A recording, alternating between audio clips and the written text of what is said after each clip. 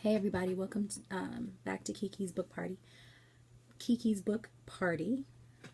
Um, it's always late when I shoot these things, um, so I have to talk quietly. Everyone's sleeping, but me. And I wanted to bring a book to you that I like to reread periodically, and it's called The Mastery of Love by Don Miguel Ruiz. And he also wrote the Four Agreements, which, I think I mentioned this before in a video. I may not have, but I believe that books come to you at a time when you really need them. And the Four Agreements came to me, I think, like a long time ago, and I was so confused and back and forth. And a friend of mine who's a writer gave the book to me, and he's like, you need to read this book. You need this book. And I read it, and like many things, I read it, forget it, and I'm so into it, and I do everything that it says, and then and maybe for even a long time, and the wisdom a lot of times is already in me, and reaffirming what I already know, and then it'll leave me. So that's why with this book, with The Mastery of Love, I've kept it on my shelf because this book came to me at before I had gotten married, and I'd gone through the biggest diss of all time. I had a bad breakup, and I call it the biggest diss of all time. That's another story for another time. But this book was really needed, and it's kind of where I set my philosophy about how I was going to do relationships from that point on. And I asked, my now husband, that I needed him to read it before we got married. But there is a part in the book that I wanted to share with you. There's two parts, and the first one is it's about a man who didn't really believe in love. And for the longest time, he didn't believe in love until he found someone that, I guess, touched something in him. And then he threw all that philosophy out of the window. And he started to, it said the man's heart was so full with all the love he felt that one night a great miracle happened. He was looking at the stars, and he found the most beautiful one. And his love was so big that the star started coming down from the sky, and soon that star was in his hands. Then a second miracle happened, and his soul merged with that star. He was intensely happy, and he could hardly wait to go to the woman and put that star in her hands to prove his love to her. As soon as he put the star in her hands, she felt a moment of doubt. This love was overwhelming. And in that moment, the star fell from her hands and broke in a million little pieces. And so it goes on to talk about how, like, he was basically hurt and crestfallen, but you can't make... Well, let me just keep reading. It says, the star was his happiness, and his mistake was to put his hands in her hands.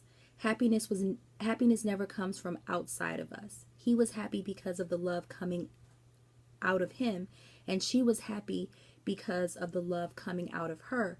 But as soon as he made her responsible for his happiness, she broke the star because she could not be responsible for his happiness. No matter how much the woman loved him, she could never make him happy because she could never know what he had in his mind. She could never know what his expectations were because she could not know his dreams. If you take your happiness and put it in someone's hands, sooner or later, she is going to break it. If you give your happiness to someone, she can also take it away.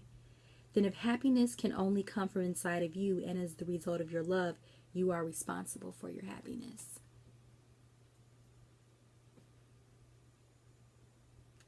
That's why I keep this book on deck. Because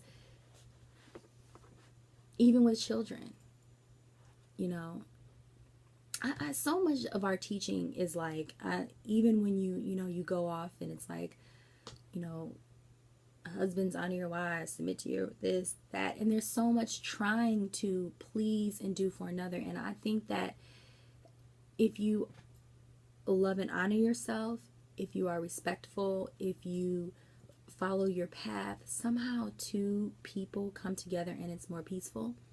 But it's only when you do things that are kind of unnatural that chaos begins to happen. Because I don't think that we're designed for that. And I'm really always just trying to learn that, because I listen to stories of women constantly and there's so much pain. My own.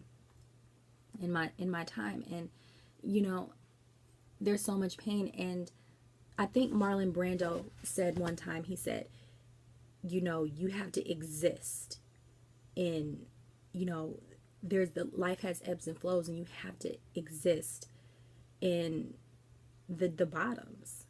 And I'm learning that, existing in kind of like that lonely area. And it's not a bad thing. It's where you find yourself. The other part, he talks about, he has another chapter called The Dream Master. And it's about judgment. And he says everyone has a price. And life respects that price. But that price is not measured in dollars or in gold. It's measured in love. More than that, it is measured in self-love. How much you love yourself. That is your price. The life respects the price. When you love yourself, your price is very high, which means your tolerance for self-abuse is very low. It's very low because you respect yourself. You like yourself the way you are, and this makes your price higher. If you don't like things about yourself, the price is a little lower.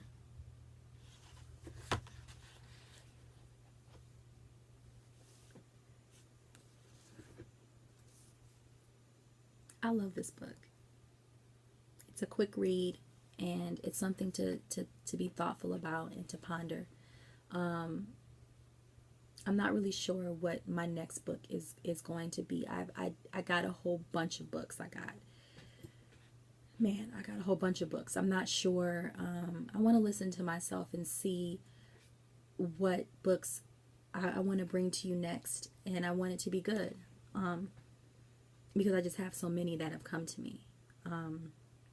But I do want to do a series about, if you're writing, what are some good books to write, and what books should you have on your shelf, because I think that's fun, and we all have a story to tell. So thank you for tuning in to Kiki's Book Party, and I hope you subscribe. Peace.